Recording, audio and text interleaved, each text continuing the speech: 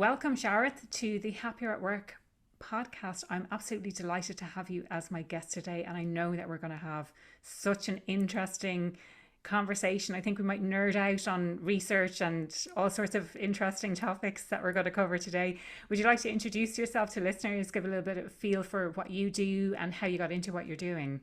Yeah, thanks, Aoife. It's been such a pleasure, and we love the podcast. I'm an expert on these areas of intrinsic motivation. So basically, how do we motivate ourselves from within and reignite our motivation? Also on intrinsic direction. How do we find our role and path as leaders? And finally, in terms of intrinsic potential, how do we try and harness the best out of others in our teams and our wider lives as well? I wrote a book called Intrinsic, which came out last year. But my day job, I really advise a range of organizations from L'Oreal and Shopify on the one hand, all the way through to governments in places like India and Kenya, to non-profit organizations like Teach for All, to universities like Cambridge University, for example, around these questions. And I have a lab which tries to practically apply, we go on journeys with organizations and leaders to figure some of these questions out and share the knowledge more widely. But fascinated by all aspects of this, everything from our work and career lives, which we're going to focus on today, but also the spillover into our personal lives, which we can also touch on in the discussion too. Brilliant. Yeah, no, that sounds great. There is a little bit of feedback coming from through. So I don't know if you turn off the filter that you have on the Zoom. I don't know if that will impact on it. Let me just see if there's something. Hang on, let's see if that does something. If you just give me 1 second, let me see if I can do something else here as well. Yeah, Might just be about. that seems to be gone now. Whatever that is. Is it good? Okay, cool. So let me just see if that does. I'm just going to also just close these windows down, just so it's less. Sorry about this. No worries.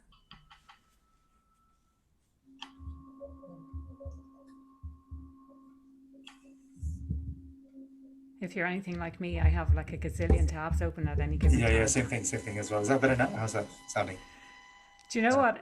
When it's back up again, I don't know. Is it a feedback thing with the mic being close to the laptop?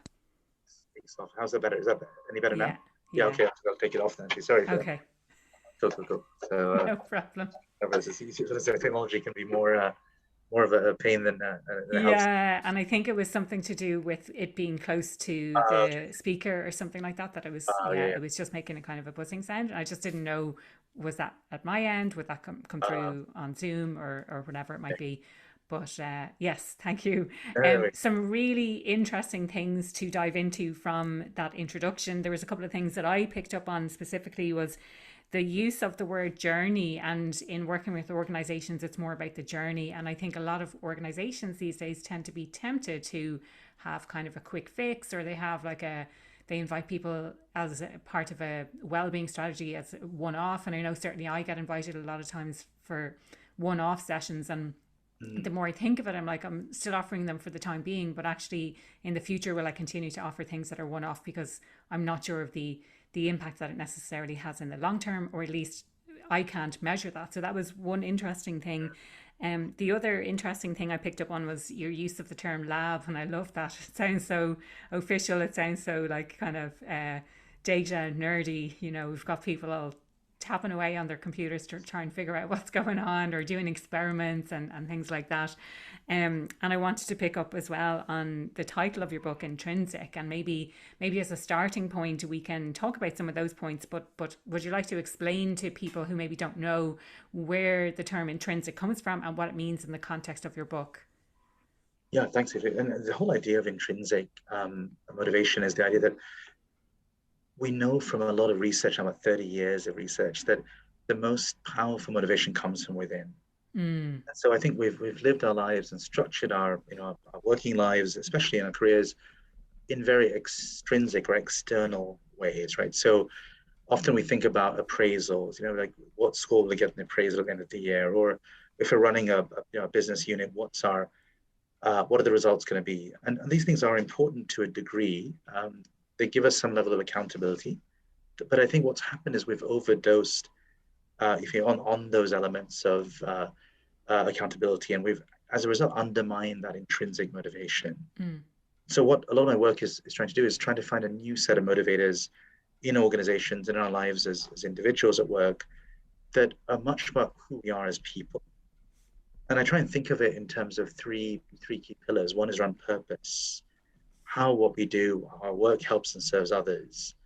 And I think most jobs are intrinsically purposeful, right? There are very few jobs out there that don't have that. But sort of sliced and diced our jobs in such a way that we often don't see the ultimate purpose. So what we're doing, and all the way down, I wrote the book, I talked to head teachers or principals of schools who would say, in the UK, for example, I no longer ask what's right for my community or for young people. I ask what Ofsted, our school inspector, Yeah. would say, or how this would mean for my position in the league table. Yeah. Doctors who now no longer think about patients, but are just stressed to death about waiting list targets or attendance targets, those kinds of things. So how do we try and bring back that sense of how work helps and serves others? That's a key part of what I do. I look also at this pillar of autonomy, that sense of being at the wheel of our lives. And we were just chatting, I know in the pre-chat about the idea of can there be a sense of guided autonomy? Is there a middle ground? We can't be all Clint Eastwoods, but we also don't want to be micromanaged either. What's that middle space? How do we create that in our lives as leaders and also in our organizations and our teams? And then I look a lot at mastery and how do we try and become better and better at what we do, but trying to move away from the technical aspects of mastery because we've done a lot of that to death. But some of the human skills that are much more important to succeeding in the workplace today, we're not so good at really identifying what those are and really codifying them and then being able to improve them over time as well. Those have been some of the the three pillars I found very helpful to think about this motivational crisis we're in. Yeah, yeah. I mean, and it's so funny. We did have a chat before we started recording, and I shared a little bit, kind of a synopsis of the research that I did, but it ties in very heavily with what I looked at in relation to our needs at work and what drives this sense of uh, well, from my perspective, it was looking at fit and how we fit in at work and the importance of need satisfaction. So we'll come on to that in a minute, but I suppose I just want to illustrate again this concept. I think a lot of people tend to be focused on extrinsic motivational factors. So that can be things like pay, it can be things like rewards that you give people, which are valid and are a way to satisfy people's needs. But if you want people to be intrinsically motivated, then it's not about paying them more money. It's about tapping into exactly what you talked about, Sharath, with this idea of purpose, autonomy, and mastery. I know I recall, and I don't know if you're familiar with this, but I'm sure there was research done, and it was about cleaning up a park, and something like they paid people £5 to clean up the park, and people were like, no, that's not enough money to clean up the park. I deserve more money than that. And then they offered another cohort, and I could be butchering this completely, but my understanding is they offered another cohort to do it for free and to do it for no money, no exchange. But they took great pleasure in doing it because it was for the greater good. I mean, maybe, are you familiar with that, or have I completely butchered what I'm talking about? As well of that study, and I think there's another one, just another even more famous one, perhaps about kindergartens in Israel, actually, where the kindergarten, they were getting a lot of parents who were coming late. They started to charge parents by the minute of how late they were.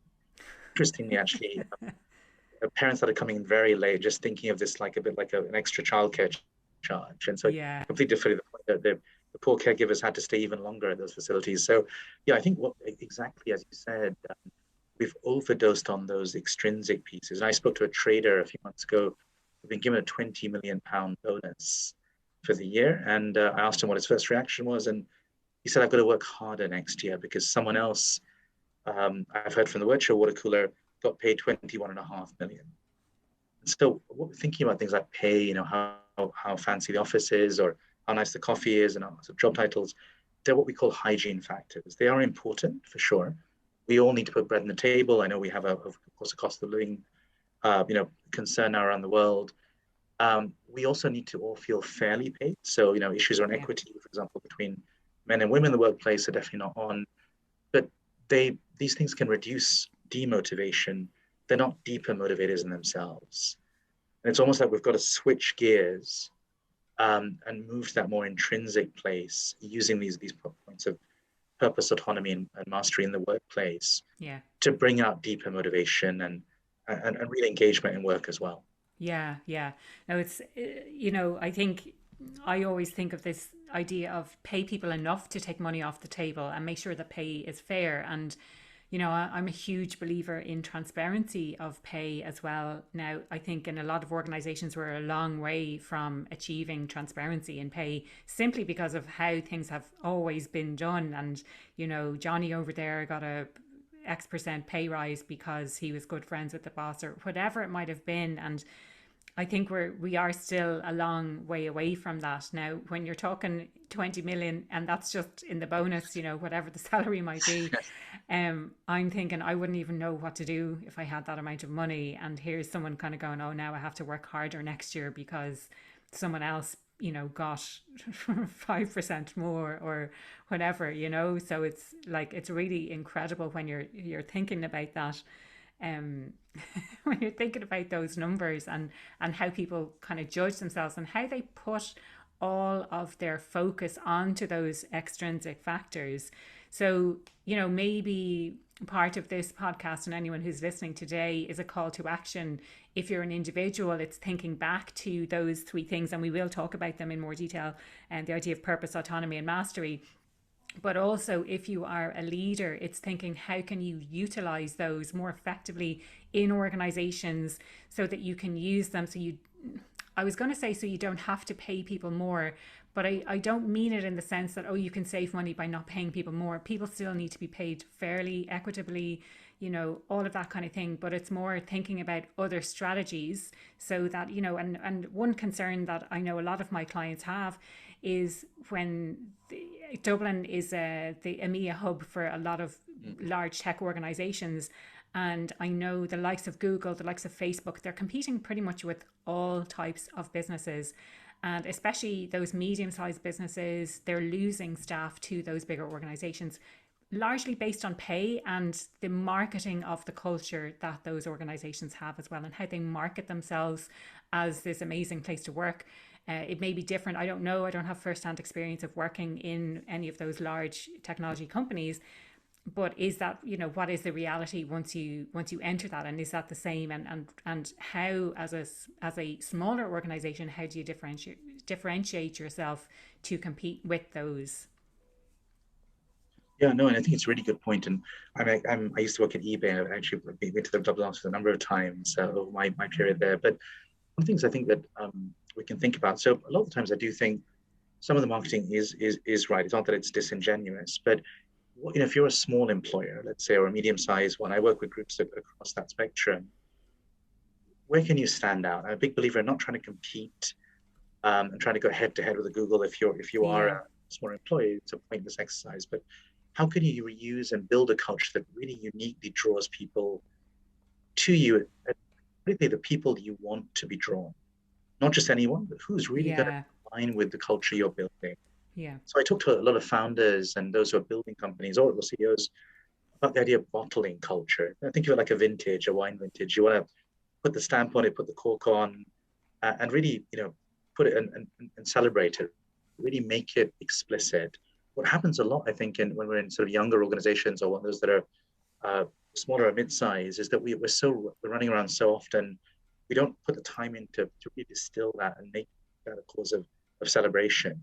But if you imagine, let's say you're a relatively young recruit to the workforce, it's so exciting to be able to work with directly the director of a company, to see all the aspects of a company, not in a tiny niche in a big tech company. You can see it all. You can get a much wider exposure to clients, for example. You can see how a small business works. You can feel a much more direct impact to purpose about what you do every day, how it links to the company's own success. The only thing that I'd say on that is that it takes, as you were saying earlier, some effort with the leadership team to take a bit of time. It doesn't cost anything, but put the time in to make those connections possible and visible. Yeah. Especially for a younger generation who really value a feedback-rich culture. I think that's what a lot of tech companies do really well. And I think if we can, emulate that, but in a way that's really authentic to us, if we're smaller, that can be really powerful. I feel as well. You're definitely speaking my language in everything that you're saying there, Sharath. Maybe we can go into a little bit more detail on each of these specific areas. And I know from Daniel Pink's book Drive, he uses the same terminology as well: purpose, autonomy, and mastery. And in the research that I did as part of my master's, we did kind of talk a little bit about that before we started recording. I based my research on what's called self-determination theory, which is intrinsic motivation by way of need satisfaction at work. And what I talk about is autonomy, relatedness, and competence. And so the autonomy piece, and we'll kind of maybe talk a little bit more detail about that. And this idea of guided autonomy is our sense of choice and control over what we do and how we do it. Relatedness then, I think, ties in with your idea of purpose. So in the research I did, it was very much focused on the relationships you have with other people at work and how you feel the sense of belonging. Do you get along with the other people you work with? But the thing I kind of add on to that is that sense of purpose. So it wasn't explicitly called out in the research, but what I also talk about is making that relationship between what you do on a day-to-day basis and what the organization as a whole is trying to achieve, so that you can see the part that you play and relate very clearly the role you play in the organization's success in contributing to those objectives. And again, we can talk about that in a little bit more detail, maybe in the context of, first of all, understanding as an organization, why do we exist and what is it that we're trying to achieve here. And then there's this concept of mastery, which I call competence, and whether or not you feel like you're competent at actually doing your job. And I think that's where this feedback piece really ties in. So in addition to, as humans, wanting to grow and develop in our careers, it's really important to get that feedback. And, you may argue that feedback is external validation, but it's how maybe we translate that feedback into something it means internally to us in order to be intrinsically motivated. Any thoughts on the kind of synopsis before we dive into each one of those in detail? Yeah, so it's a great summary. I think that, so when I was thinking a lot about this, I also spoke to Daniel Pink when writing the book, and I was like Michael Gladwell, and so I had really a chance to look at what was going on. Yeah. There was a lot of, Drive is a great book, and it's a great summary of the research. And I talked to Richard Ryan, who was the founder of motivation theory, and so wow, yeah.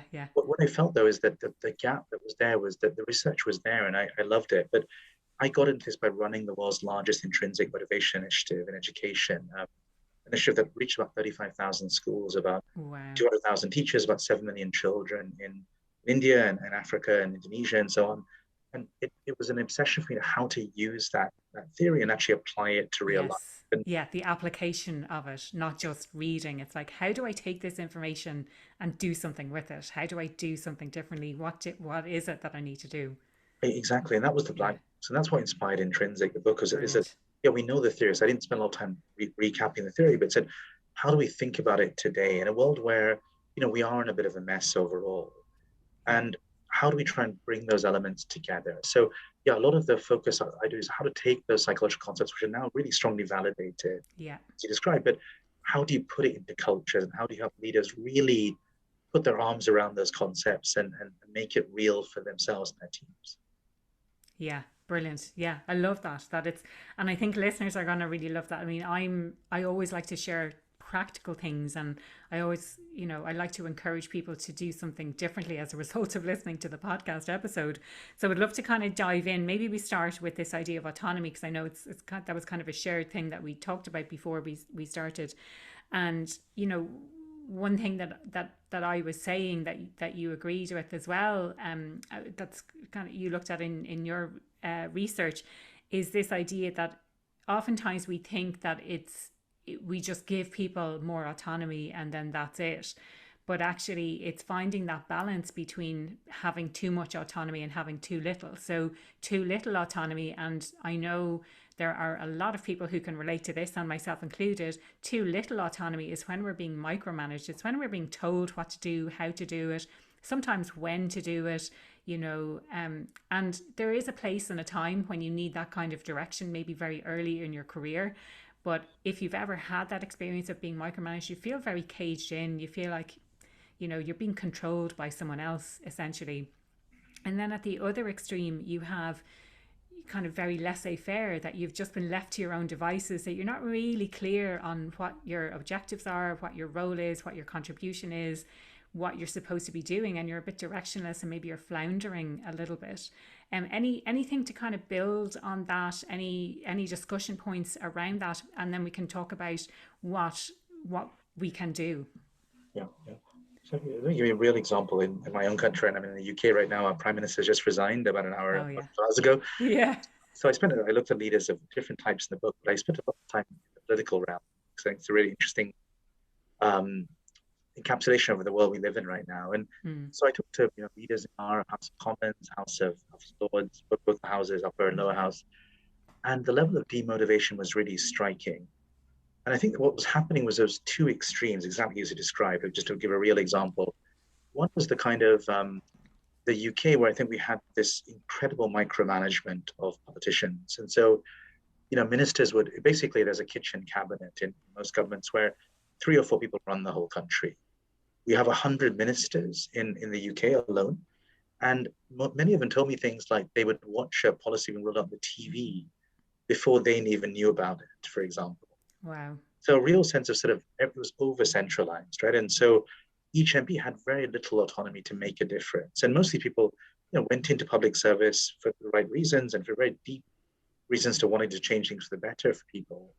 But the structure and the way we were leading was not enabling them to do that. So that's the one extreme of what I call a kind of micromanagement approach. The whip, the party whip, goes around and tries to keep everyone under control. It's all tightly managed and scripted. That's not great. If you look at what's happened in US politics over the last few years, not sure where you'd say Ireland falls into these two extremes, but you've had well, the thing is, Ireland is between those two countries, so it's we're influenced, I think, by both.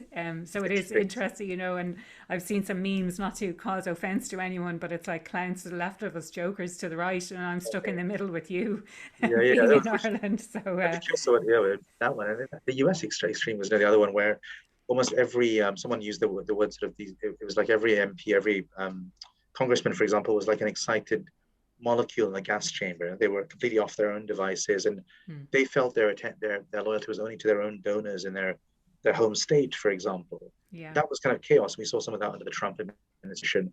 So that middle ground where you genuinely believe in your party, you understand there are certain things you've got to align with, right? If you can't have a la carte, choices in every policy. But at the same time, you also have a fair amount of room to be yourself, to be authentic, to be open, even when it means disagreeing with power about what things are important to you. And also being able to have enough control and enough autonomy to make a difference in people's lives, your own constituents, but beyond that. That's that middle ground, I'd say, in a political sense, would be called guided autonomy. Yeah. And I think it's very similar in companies as well, as we know that we've got to find that middle ground and carve it out. And I think a lot of it's about leadership, role modeling that as well. Yeah.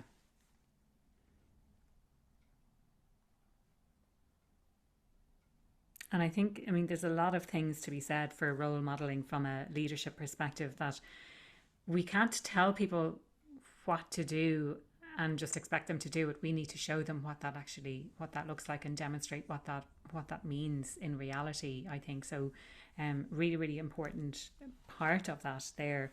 When it comes to purpose then, and I see purpose being talked about an awful lot more in the context of organisations and what we stand for, especially in light of COVID, and we've just come through, and probably not completely through, because there's still some reasonably high numbers here. I don't pay too much attention to the news when it comes to that sort of stuff, but we're not kind of fully out of the woods completely yet.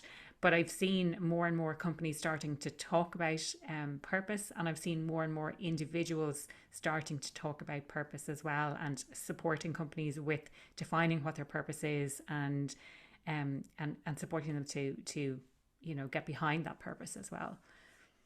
Yeah, so I think there are two mistakes, I'd say, that we've made mistakes in terms of purpose. One, I think, is to confuse the big P purpose with a small P purpose. So I think what's happened is these incredibly grandiose statements. So Unilever was I'm generally a huge fan of what they've done, but this is one area where I think they have gone a bit too far, where even, what mayonnaise, for example, trying to create some lofty purpose. It's more that I think let's say you produce a household good like that, you're creating a lot of joy for people every day by that already. That I had a better. That's an important thing. We don't need to create these incredibly grandiose narratives around things as Mm. well. So I think about small p purpose, but again, about every job, it helps and serves others at its core.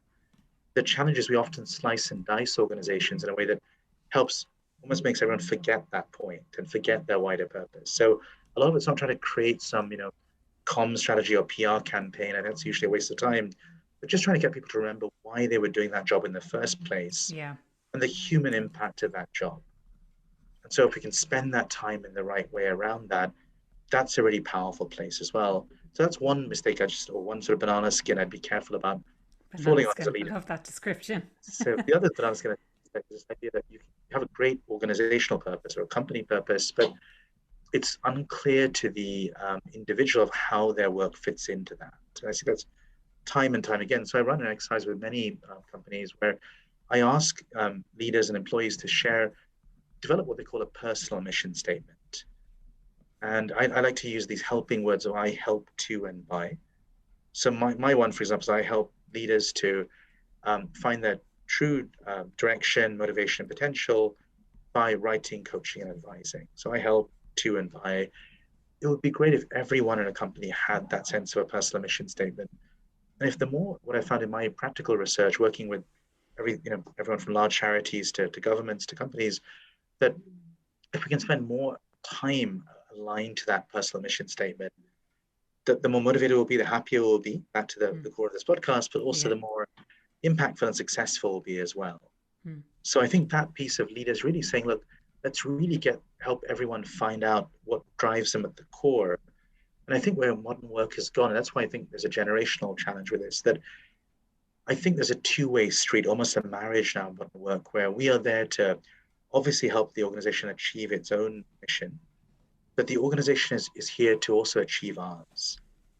And it's that second point that I think leaders, especially those who grew up in my generation, really struggle with, that idea of a two-way street, a marriage. And I think if we can embrace that mindset, though, we're going to have much more productive engagements, much more productive marriages at work. Even if we stay for 2, 3, 4, 5, whatever, 10 years, whatever it might be in a job, those years will be far more exciting and fulfilling for everyone. Yeah. And the kind of, that last point sort of ties in with this idea of general need satisfaction. So it's kind of clear to me how I'm satisfying the need of the organization, or hopefully it is, but how is the organization satisfying my needs? And if I think of my needs in the context of organization, then it is, how am I progressing in my career, or what stepping stone is this organization providing for me in order to develop and grow and contribute in a way I want to contribute, and all of those things. I want to pick up, Sharath, on this idea of the big P versus the small p, and this is something I'm becoming more and more aware of myself. And I listen to loads of podcasts, and one of them recently, and I can't recall which one, but I think it was Adam Grant talking about this idea of people think that when you have this purpose, it needs to be, exactly as you said, grandiose, this big P purpose. You need to be saving the whales and you need to have a global impact. But when you bring it back down, you can say you can have an impact on those people around you. You can have an impact on those in your community. And also things like, I think banks and financial institutions get a hard time a lot of the time, but for workers there, it's like, I help people to buy their first home. That can be part of your, this mission statement that you're talking about. By lending them money, I help them to buy their first home by lending them money, or I help them to do whatever it might be. So I think thinking back to why it is that you do what you do, and what brings out the best in you, I think can make a huge difference. And I love this idea as well of what we just touched on, like the two-way street, or I'm helping the organization to achieve its goals, but sometimes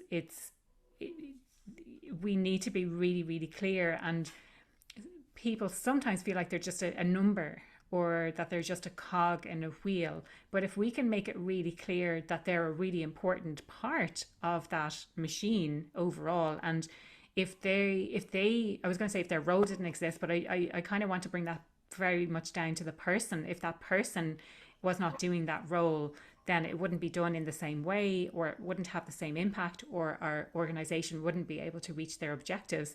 And I would question, if that's not the case, then why does that role exist, or why is that person doing that role as well? So I think as leaders, making that really clear connection between what someone does and the business outcomes that are being achieved, I think it's really, really important to really, really highlight that for people, and highlight it again and again and again, just to remind them, like, you are important here. You are important to our business. I really think, in a way, what I try and do with companies often is start with a person on the front line.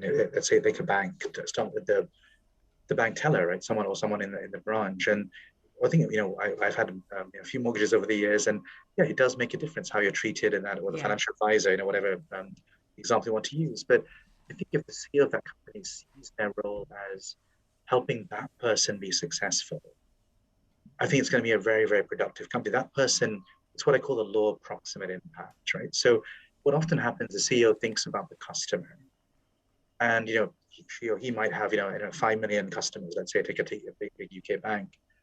The challenge is they are like at least 5, 6, maybe 8 steps removed from any customer at all. What they need to be focusing on is who is the person in my organization who's dealing directly with the customer each Yeah. day. Who's at the Let's coalface? Exactly, who's Yeah. the front line, right? We've had Yeah. that, what frontline workers are in every sector. But if we can empower them and motivate them and create the right culture around them to help them be happy and successful and motivated, we're going to have very, very deep customer relationships. We're going to have client retention. We're going to have also low job turnover within the company as well. And if we can switch my role from being the boss and this kind of sage to, I'm here to serve them, I need to understand their Yeah. realities. I Yeah. spend time with what's frustrating them, what's causing them challenges. How do I spend all of my time in my leadership team's time helping them have a better and better experience and helping them achieve that personal mission statement? It flips the power dynamic around, but Yeah. it all centers back on the customer, but through that key lens of our staff on the front line. Yeah. Yeah. Yeah. I love that approach. I think it's brilliant, putting the focus back and kind of flipping the script on regular leadership, let's say, to servant leadership. And my purpose is to serve you, to make sure that you're happy, that you have all the tools that you need in order to best serve our customers. Because if we didn't have customers, we wouldn't have jobs and we wouldn't have a business, essentially. Yeah. And I think leaders now have got to, I think we're on a big mission to think about reinventing leadership. And one of the challenges, I think, for me, when I went to to a top business school and so on, but the sort of image of a leader was very much a great manager, right? My job was Yeah. to select talent in the company or organization, develop them a bit, but really select them, hold them to account, put some performance metrics in, and we'll get great outcomes. That was I'd say the sort of mental model of Yeah. leadership that I was sort of trained in. I think what leadership is moving much more is what I call in the book nurturing, where it's not pure coaching. It's not that I need to impart some level of knowledge. It's not mentoring where I'm saying this is what you should do, but it's that in between space where I'm trying to help you become the best version of yourselves you can be, and I'm also trying to help you get to a place you wouldn't have got to otherwise. That's my value add as a leader. Back to that, let's say that branch example in a bank. So in that kind of area, can I ask the right questions at the right time? Am I deeply empathetic? Am I really, again, as you said, I'm really trying to build everything around your experience at work. It's a really different way of leading. And what I'm coming across is a lot of leaders who want to move in that direction, but are not quite sure how. And I think my mission in this chapter of life is to help make that transition as well.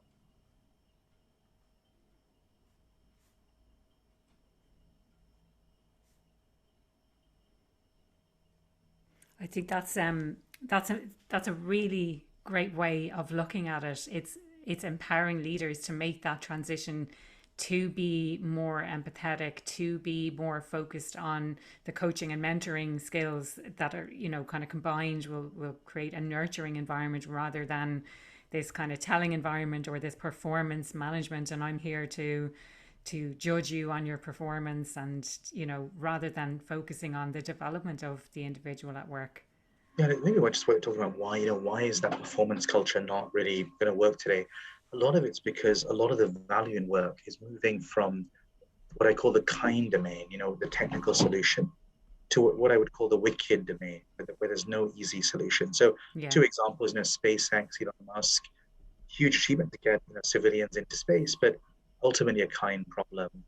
Black Lives Matter, which happened within days of that, ultimate questions about, inequality, racial injustice, identity, that of course stormed around the world. And I think more and more the problems that leaders are going to have to face are wicked problems.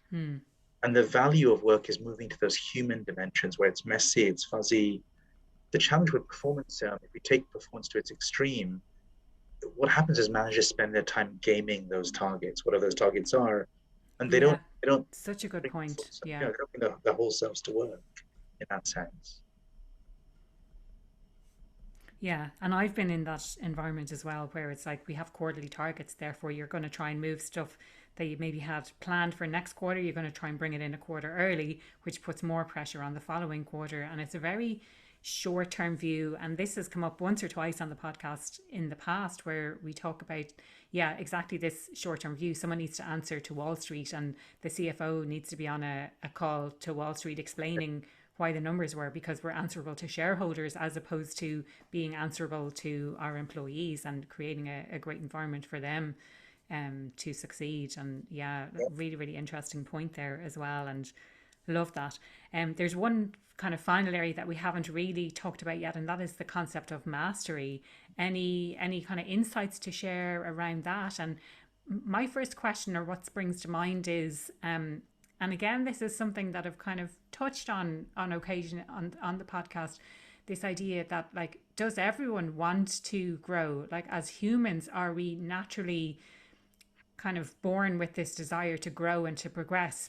And the reason I ask that is because I see some people who are highly ambitious and who want to kind of grow and succeed and all of those. And I see other people who are they're kind of just happy enough where they are and they don't have that same desire. Now, I don't know, is that a case of it's just a different level of ambition, or is it that some people just don't have that desire to grow, or are they growing maybe in a different way, or maybe outside of the workplace?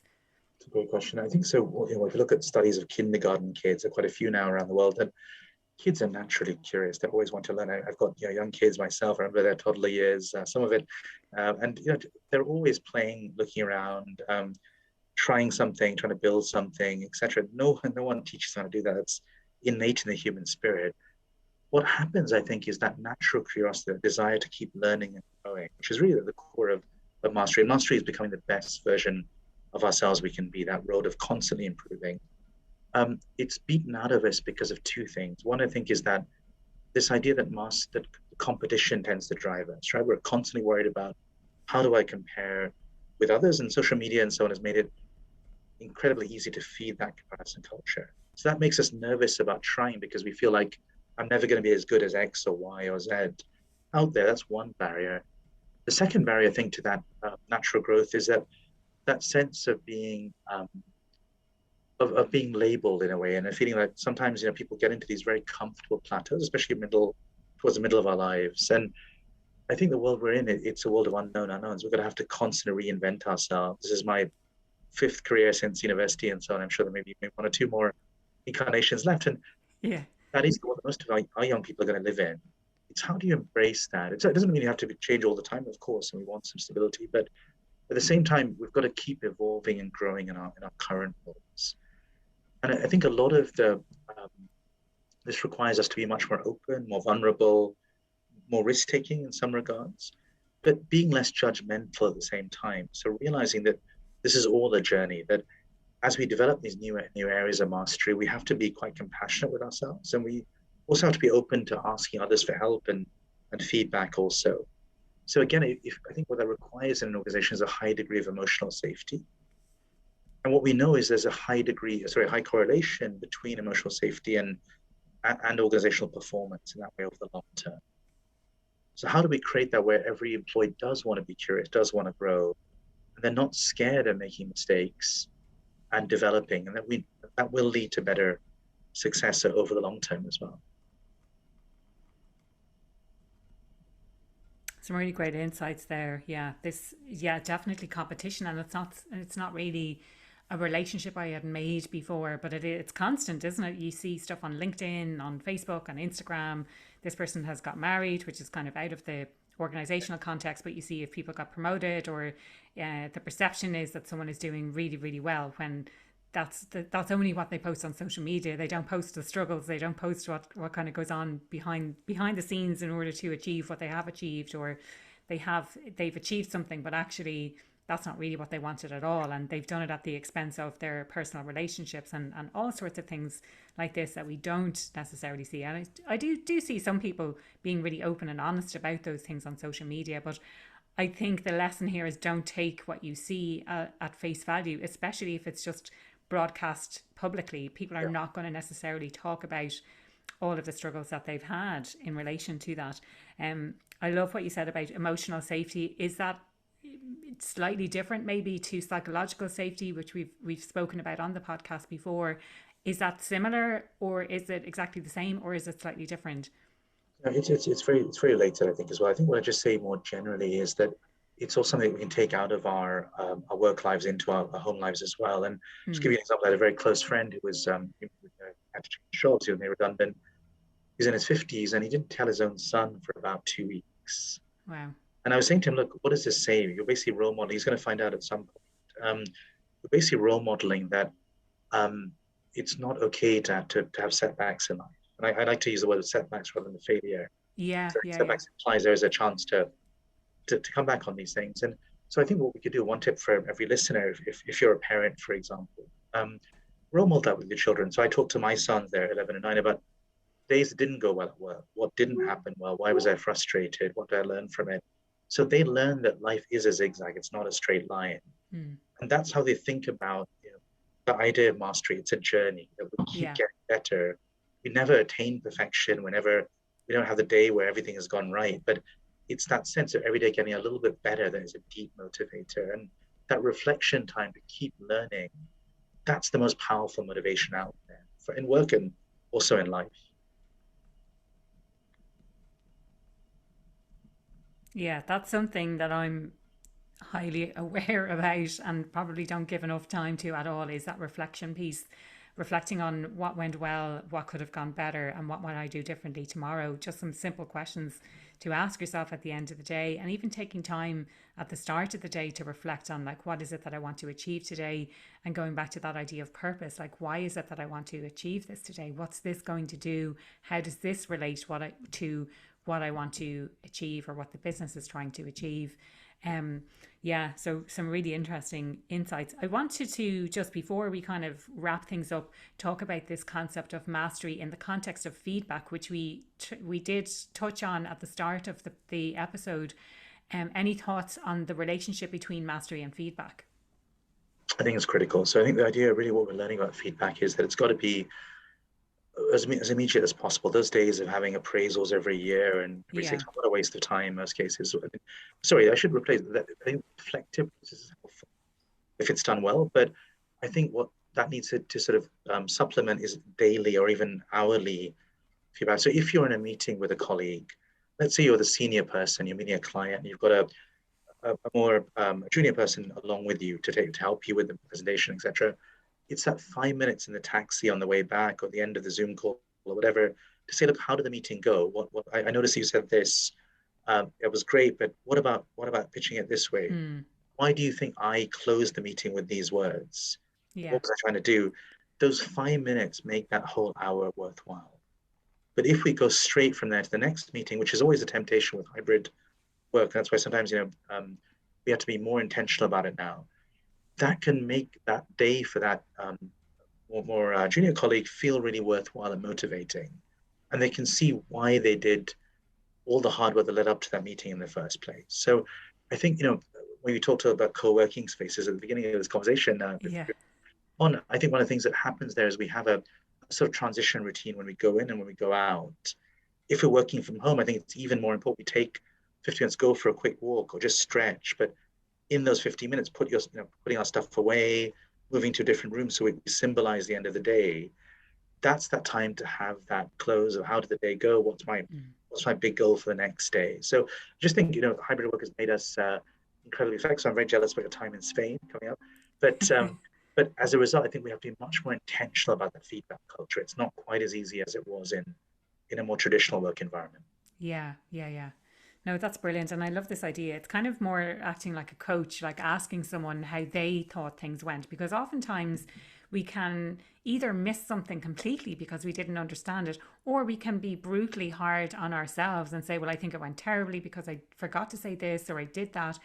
And I think that opens the discussion in a really nice way. So someone's actually aware if they've done something wrong, or you'll realize soon whether they completely missed something that they should have been aware of but weren't. And I think that really helps to start the conversation around providing feedback. And, I love the phrase, and again, I heard it on a podcast, could be even a year ago at this stage, but it was this concept of saying, I really liked what you did. It would be even better if you did it this way. So using the that was good. And this idea of emphasizing positive feedback. I am the I was going to say I'm the worst. I don't want to be putting myself down, but I'm very detail oriented and I can pick mistakes straight away and I notice when things are wrong. That's how I operate. So it takes a huge amount of effort for me to see, okay, what are the things that have gone really well, because I can easily spot the things that haven't gone so well myself. Yeah. No, exactly. I think the idea of being compassionate. So I think with feedback and back to the idea of safety, we want to be rich in feedback, but also compassionate about ourselves. That Yeah, combination that provide the ingredients to mastery.